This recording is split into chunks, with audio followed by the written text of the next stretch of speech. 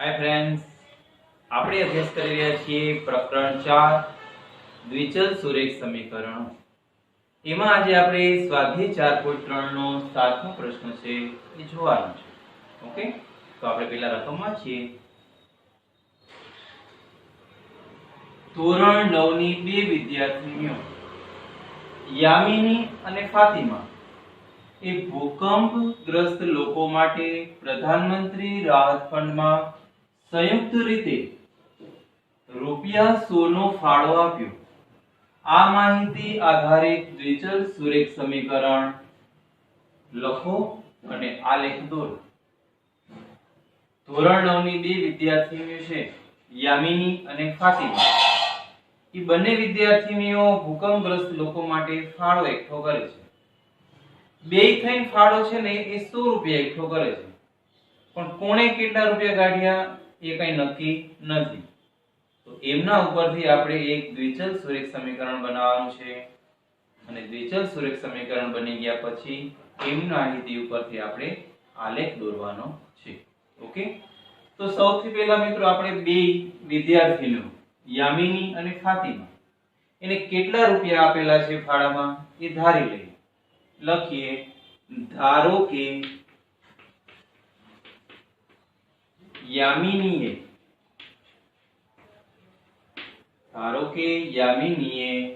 એકઠો કરેલ ફાળો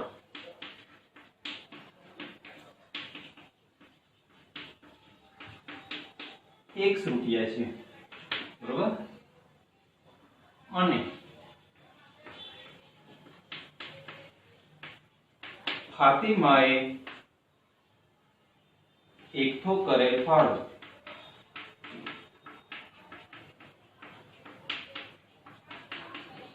₹Y છે, બરોબર.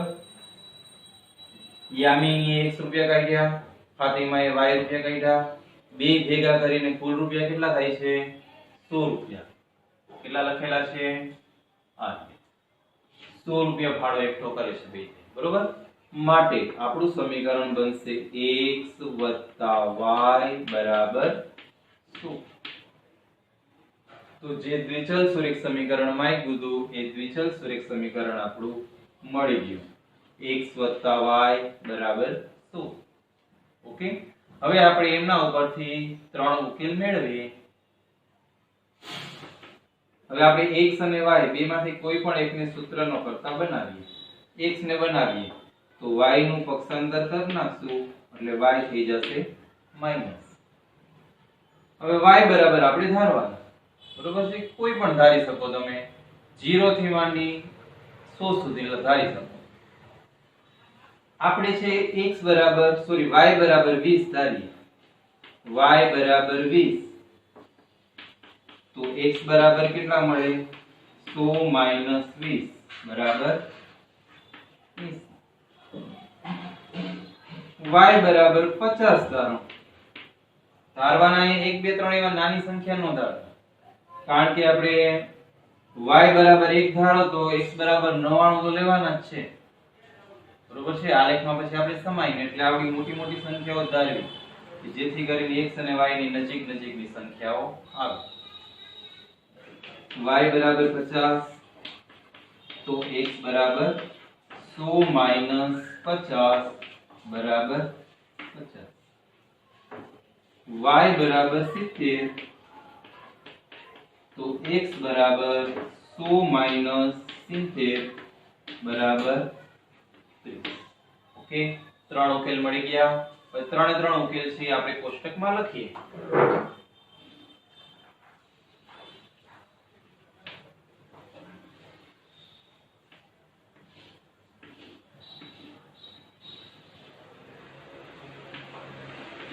x અને y. તો x બરાબર 80 હોય તો y બરાબર કેટલા છે? 20. x બરાબર 80 તો y બરાબર 20. x બરાબર 50 તો y બરાબર પણ 50.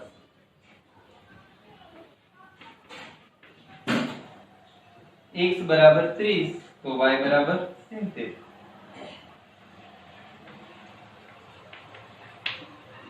ઓકે, તો આપણે ત્રણ ઉકેલ મળી ગયા. હવે એમનો આલેખ દોરીએ આપણે. ઓકે, ઓકે, પેલા બધું પૂછી નાખશું.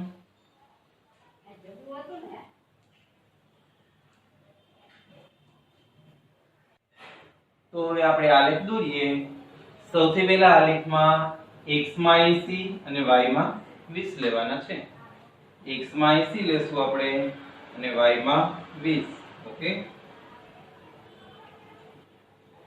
y માં છે 20. મારે તો આમ માપ લઈને લેવું પડે, તમારે તો આલેખ પેપર હોય એટલે કોઈ આ કોઈ ઉપાધિ ન હોય. બધા બિંદુઓ છે એક સાથે રહેવા જોઈએ. x માં 80 y માં 20. પછી આગળ x માં 50 અને y માં પણ 50. x y બે માં 50.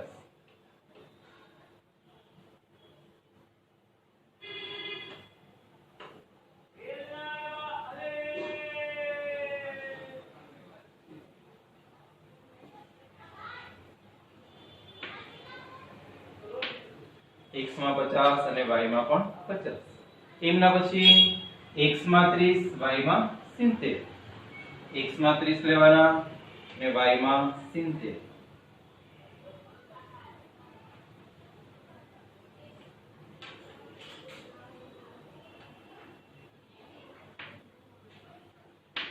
ઓકે, ત્રણેય બિંદુઓનું આલેખન થઈ ગયું. હવે ત્રણેય બિંદુઓને છેદતી હોય એવી એક રેખા દોરવાની. અને હા, એ રેખા એવી રીતના દોરવાની, આ ત્રણ જ બિંદુઓને છેદે એટલે નહીં, પણ x અક્ષ અને y અક્ષને પણ છેદવી જોઈએ. ઓકે,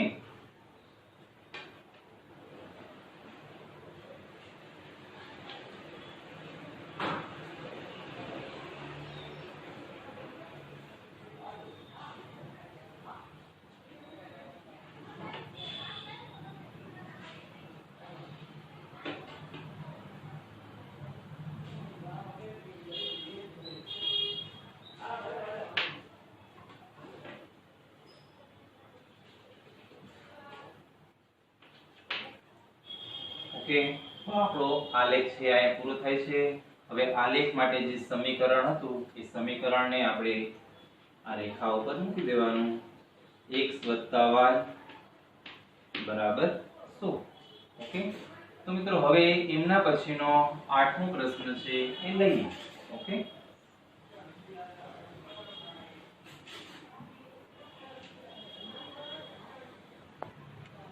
તો 8મા પ્રશ્નની રકમ વાંચીએ આપણે. યુએસએ અને કેનેડા જેવા દેશમાં તાપમાન ફેરનહીટમાં મપાય છે. યુએસએ અને કેનેડા જેવા જે વિકસિત દેશો છે એમાં તાપમાન માપવા માટેનો એકમ છે એ ફેરનહીટ છે. જ્યારે ભારત જેવા દેશમાં સેલ્સિયસમાં તાપમાન મપાય છે. ભારત જેવા જે દેશો છે અને ભારત જેવા બીજા દેશો છે એમાં જે તાપમાન માપવાનો એકમ છે એ સેલ્સિયસ છે. અહીં ફેરનહીટનું સેલ્સિયસમાં રૂપાંતર કરતું સુરેખ સમીકરણ આપેલું છે. તમારે સેલ્સિયસમાંથી ફેરનહીટમાં રૂપાંતર કરવું હોય તો એના માટેનું તમને એક સમીકરણ આપ્યું છે. F = 9/5 C + 32. આ સમીકરણમાં તમે C ની કિંમત મૂકી દો, સેલ્સિયસ અહીંયા મૂકી દો એટલે તાપમાન છે ફેરનહીટમાં રૂપાંતર થઈ જાય. અને ક્યારેક તમને ફેરનહીટમાંથી સેલ્સિયસમાં રૂપાંતર કરવાનું કહે તો ફેરનહીટનું તાપમાન અહીંયા મૂકો, પક્ષાંતર કરી નાખો એટલે ફેરનહીટનું રૂપાંતર સેલ્સિયસમાં થઈ જાય. ઓકે, તો એમના ઉપરથી આલેખ દોરો. જ્યારે 30° સેલ્સિયસ હોય ત્યારે ફેરનહીટમાં તાપમાન કેટલું?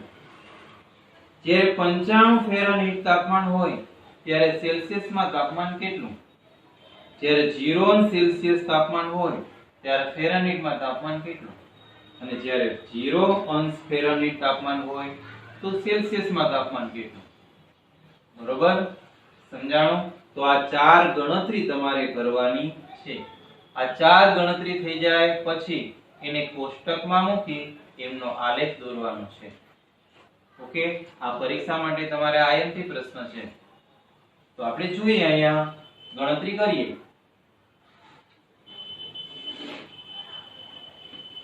F બરાબર સૌથી પહેલો પ્રશ્ન કયો છે? 30 અંશ સેલ્સિયસ હોય તો ફેરનહીટમાં માપ કરવાનું છે ને. F બરાબર 9 C વત્તા 32. ઓકે, તો જો મિત્રો 30 અંશ સેલ્સિયસ એટલે C ની જગ્યાએ આપણે કેટલા મૂકવાના? 30 મૂકવાના. એટલે C ની જગ્યાએ 30 મૂકશો એટલે આપણે તાપમાન જે મળશે એ ફેરનહીટમાં મળશે. આ સૂત્રમાં કિંમત મૂકી દઈએ. F બરાબર 9 C એટલે 30 વત્તા 32. ઓકે, છેદ ઉડી જશે અહીંયા 5 6 30. હવે 9 અને 6 નો ગુણાકાર કરીએ તો 9 6 54. 54 માં 32 ઉમેરી દો. તો 54 માં 32 ઉમેરો એટલે 86 આવે. કેટલા મળશે? 86. 30 અંશ સેલ્સિયસ હોય ત્યારે એનું ફેરનહીટમાં તાપમાન 86 અંશ સેલ્સિયસ મળે. એમના પછી તો મિત્રો હવે આપણે બીજો પ્રશ્ન લઈએ. એમાં શું છે તો કે 95 અંશ ફેરનહીટ હોય તો સેલ્સિયસ કેટલા? અહીંયા તમારે ફેરનહીટ ની જગ્યાએ 95 મૂકવાના એટલે તમને સેલ્સિયસ માં માપ મળે.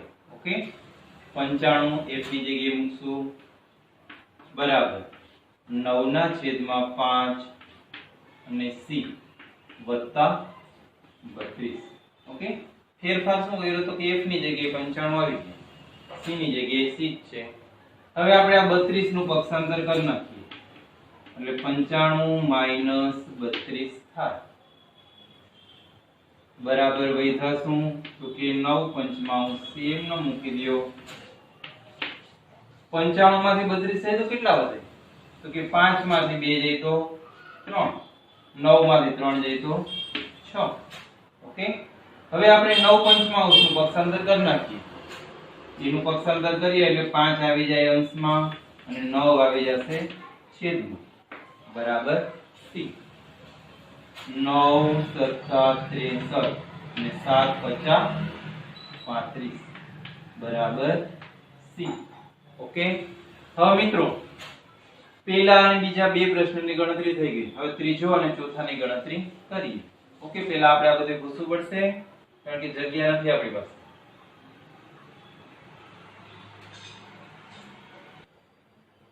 તો આપણો ત્રીજો પ્રશ્ન શું હતો કે 0 અંશ સેલ્સિયસ હોય તો ફેરનહીટમાં તાપમાન કેટલું? એટલે C ની જગ્યાએ આપણે શું મૂકશું?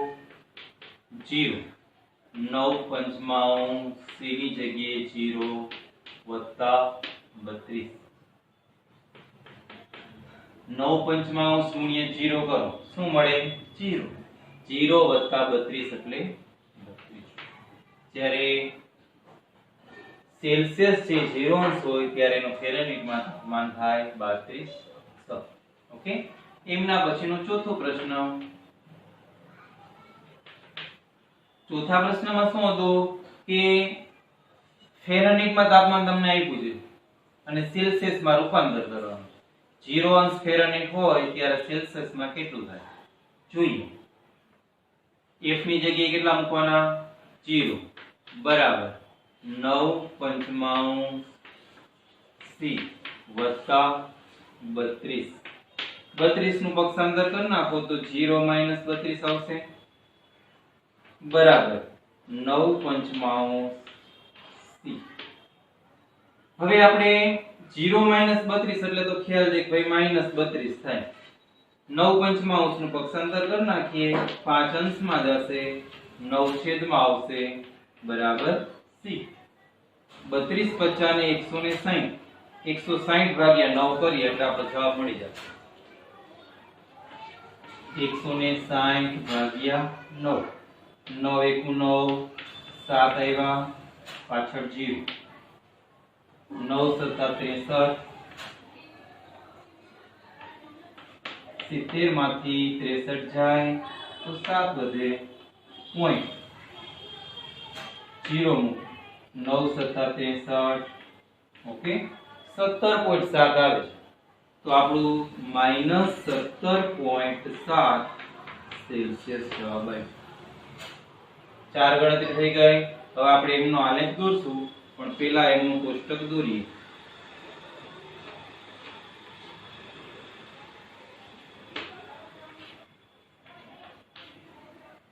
ચાલો x બરાબર આપણે શું લેશું? x બરાબર શું લેવાનું છે? ફેરનહીટ અને y બરાબર સેલ્સિયસ. ઓકે, તો આપણે જોઈએ.